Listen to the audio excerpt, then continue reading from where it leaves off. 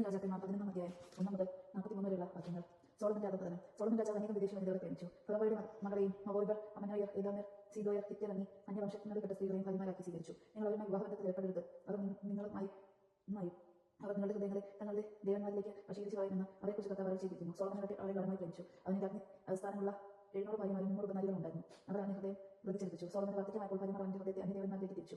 പിതാവായ ദാവീദ് ദൈവമായ കർത്താവിനോട് വിശ്വസ്തനായിരുന്നതുപോലെ അവൻ അവരോട് പരിപൂർണ്ണ വിശ്വസ്തയെ പാലിച്ചില്ല. സോളമൻ സീനോരുടെ ദേവിയായ അസാർത്തയെയും അമനോരുടെ മ്ലേച്ഛ വിഗ്രഹമായ മിൽക്കോമിനെയും ആരാധിച്ചു. അങ്ങനെ അവർ കർത്താവിന്റെ മുമ്പിൽ അനിഷ്ടം പ്രവർത്തിച്ചു. തന്റെ പിതാവായ ദാവീദിനെ പോലെ അവൻ കർത്താവിനെ പൂർണ്ണമായി അനുഗമിച്ചില്ല. അവൻ ജെറുസലേമിന് കീഴിലുള്ള മലയും മെഗോബരുടെയും മ്ലേച്ഛ വിഗ്രഹമായ കൊമോഷിനും അമ്മോനിയുടെയും മ്ലേച്ഛ വിഗ്രഹമായ മോളക്കിനും പൂജാഗിരികളും നിർമ്മിച്ചു. തങ്ങളുടെ ദേവന്മാർക്ക് ധൂപാർച്ചന നടത്തുകയും ബലി സമർപ്പിക്കുകയും ചെയ്തിരുന്ന എല്ലാ വിജാതരായ ഭാര്യമാർക്കും വേണ്ടി അവൻ അങ്ങനെ ചെയ്തു. 2 വർഷം പ്രത്യക്ഷനാവുകയും അന്യദേവന്മാരെ സേവിക്കരുതെന്ന് ആജ്ഞാപിക്കുകയും ചെയ്ത ഇസ്രായേലിന്റെ ദൈവമായ കർത്താവിൽ നിന്ന് അവൻ അകന്നു പോവുകയും അവിടുത്തെ കൽപ്പനകൾ പാലിക്കാതിരിക്കുകയും ചെയ്തിരുന്നതിന് അവനോട് കോപിച്ചു. കർത്താവ് സോളമനോട് അരുളി ചെയ്തു, നിന്റെ മനസ്സ് ഇങ്ങനെ തിരിയുകയും എന്റെ ഉടമ്പടിയും ഞാൻ നൽകിയ കൽപ്പനകളും പാലിക്കാതിരിക്കുകയും ചെയ്തതിനാൽ ഞാൻ രാജ്യം നിന്നിൽ നിന്ന് പറിച്ചെടുത്ത് നിന്റെ ദാസനെ നൽകും. എന്നാൽ നിന്റെ പിതാവായ ദാവീദിനെ ഓർത്ത് നിന്റെ ജീവിതകാലത്ത് ഇത് ഞാൻ ചെയ്യുകയില്ല. നിന്റെ മകന്റെ കരങ്ങളിൽ നിന്ന് അത് ഞാൻ വേർപെടുത്തും. രാജ്യം മുഴുവൻ എതിരാളികൾ എടുത്തു കളയുകയില്ല. എന്റെ ദാസനായ ദാവീദിനെയും ഞാൻ തിരഞ്ഞെടുത്ത ജെറുസലേമിനെ ഓർത്ത് നിന്റെ പുത്രന് ഒരു ഗോത്രം നൽകും. കർത്താവ് ഏദോമ്യനായ ഹദാദിനെ സോളമനെതിരാക്കി തിരിച്ചുവിട്ടു. അവൻ ഏദോം രാജവംശത്തിൽപ്പെട്ടവനായിരുന്നു. ദാവീദ് ഏദോം വംശത്തിലായിരുന്നപ്പോൾ സേനായകൻ യോവാബ് യുദ്ധത്തിൽ കൊല്ലപ്പെട്ടവരെ സംസ്കരിക്കാൻ അങ്ങോട്ട് പോയി. ഏദോംകാരിൽ പുരുഷന്മാരെല്ലാം അവൻ വധിച്ചു. ഏദോമിലെ പുരുഷന്മാരെ കൊന്നെടുക്കുന്നവരെ 6 മാസക്കാലം യോവാബും ഇസ്രായേൽക്കാരും അവിടെ താമസിച്ചു. അക്കാലത്ത് ഫഗ്ദാഹും അവന്റെ പിതാവിന്റെ ദാസരായ ഏദോമ്യരിൽ ചിലരും ഈജിപ്തിലേക്ക് ഓടി രക്ഷപ്പെട്ടു. ഹദാദ് അന്ന് കൊച്ചുകുട്ടിയായിരുന്നു. വിദായിൽ നിന്ന് പുറപ്പെട്ട് അവർ പാരാനിലെത്തി. അവിടെ നിന്ന് ആളുകളെ ശേഖരിച്ച് ഈജിപ്ത് രാജാവായ ഫറവോയുടെ അടുത്ത് ചെന്നു. ഫറവോ അവനൊരു ഭവനവും കുറച്ച് സ്ഥലവും ഭക്ഷണവും കൊടുത്തു. ഹദാദ് ഫറവോയുടെ പ്രീതി സമ്പാദിച്ചു. ഫറവോ തന്റെ ഭാര്യയായ തസ്മീസ് രാജ്ഞിയുടെ സഹോദരി ഹദാദിന് ഭാര്യയായി കൊടുത്തു. ഹദാദിന് അവൾ ഗണുബാദ് എന്നൊരു മകനുണ്ടായി. മുലയോടി മാറുന്നതുവരെ അഹ്ഹാസ് അവനെ ഫറവോയുടെ കൊട്ടാരത്തിൽ വളർത്തി. അവൻ അവിടെ ഫറവോയുടെ പുത്രന്മാരോട് കൂടെ വസിച്ചു. ദാവീദ് തന്റെ പിതാക്കന്മാരോട് ചേർന്നുവെന്നും സേനാധിപതിയായ യോവാബ് മരിച്ചെന്നും ഹദാദ് ഈജിപ്തിൽ വെച്ച് കേട്ടു. അപ്പോൾ അവൻ ജന്മദേശത്തേക്ക് മടങ്ങി പോകാൻ ഫറവോയോട് അനുവാദം ചോദിച്ചു. ഫറവോ പറഞ്ഞു, എന്റെ അടുത്ത് എന്ത് കുറവുണ്ടായിട്ടാണ് നീ സ്വദേശത്തേക്ക് പോകാൻ ആഗ്രഹിക്കുന്നത്? എന്നെ വിട്ടയച്ചാലും അവർ വീണ്ടും അപേക്ഷിച്ചു. ഏലാദയുടെ മകൻ റസോണിനെയും ദൈവം സോളമന്റെ എതിരാളിയാക്കി.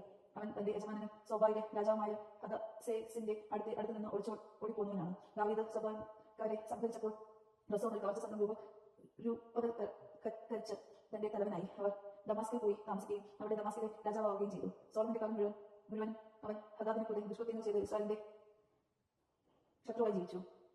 അവൻ ഇസ്രായേലിനെ വെറുത്തുകൊണ്ട് സിറിയായി ഭരണം നടത്തി. സോളമന്റെ ഭൃത്യനും സദോരിലെ എഫ്രൈനുമായ നബോബിന്റെ മകനുമായ ജെറോബാം അവന്റെ അമ്മ സെരൂവ എന്ന വിധവയായിരുന്നു. രാജാവിനെതിരെ കരമുയർത്തി. അവൻ രാജാവിനെതിരായി പ്രവർത്തിക്കാൻ കാരണം ഇതാണ്. സോളമൻ മിലോ പണിയുകയും തന്റെ പിതാവായ ദാവീദിന്റെ നഗരത്തിലുണ്ടായിരുന്ന അറ്റകുറ്റങ്ങൾ കേൾക്കുകയും ചെയ്തു. ജെറോബാം വളരെ കഴിവുള്ളവനായിരുന്നു. പഴശ്രമശാലിയായ അവനെ സോളമൻ ജോസഫിന്റെ ഭവനത്തിൽ അടിമവരെയുടെ മേൽനോട്ടക്കാരനാക്കി. ഒരു ദിവസം ജെറുസലേമിൽ നിന്ന് പുറത്തു പോകവെ ഷീലോന്യനായ അഹിയ പ്രവാചകൻ അവനെ കണ്ടുമുട്ടി. അഹിയ ഒരു പുതിയ അങ്കി ധരിച്ചിരുന്നു. അവരുടെ പ്രദേശത്ത് അവർ 2 മാത്രമേ ഉണ്ടായിരുന്നുള്ളൂ. അഹിയ താൻ ധരിച്ചിരുന്ന പുതിയ അങ്കി എടുത്ത് 12 കഷ്ണങ്ങളായി കീറി. അവൻ ജെറോബോവാമിനോട് പറഞ്ഞു, 10 കഷ്ണം നീ എടുത്തോളുക.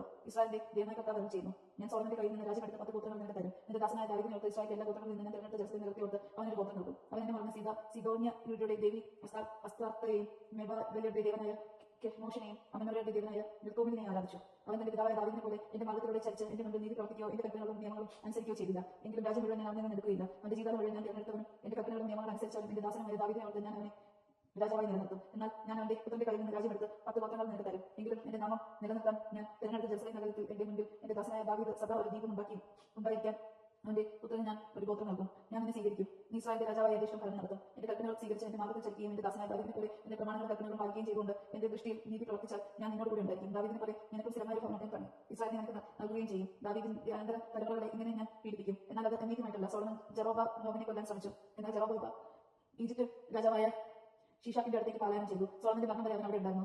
സോളമന്റെ മറ്റെല്ലാ പ്രവൃത്തികളും അവന്റെ ജ്ഞാനവും സോളമന്റെ നടപടി പുസ്തകത്തിൽ എഴുതപ്പെട്ടിട്ടില്ലേ? സോളമൻ ജെറുസലേമിൽ 40 വർഷം ഇസ്രായേൽ ജഗത്തെ ഭരിച്ചു. അവൻ പിതാക്കന്മാരോട് ചേർന്നു. തന്റെ പിതാവായ ദാവീദിന്റെ നഗരത്തിൽ സംസ്കരിക്കപ്പെട്ടു. അവന്റെ മകൻ റഹോബോവ ഭരണമേറ്റു. ദൈവമാണ് നാം കേട്ടത്. നമുക്ക് ദൈവത്തെ സ്തുതിക്കാം. ക്രിസ്തുവിനെ സ്തുതി.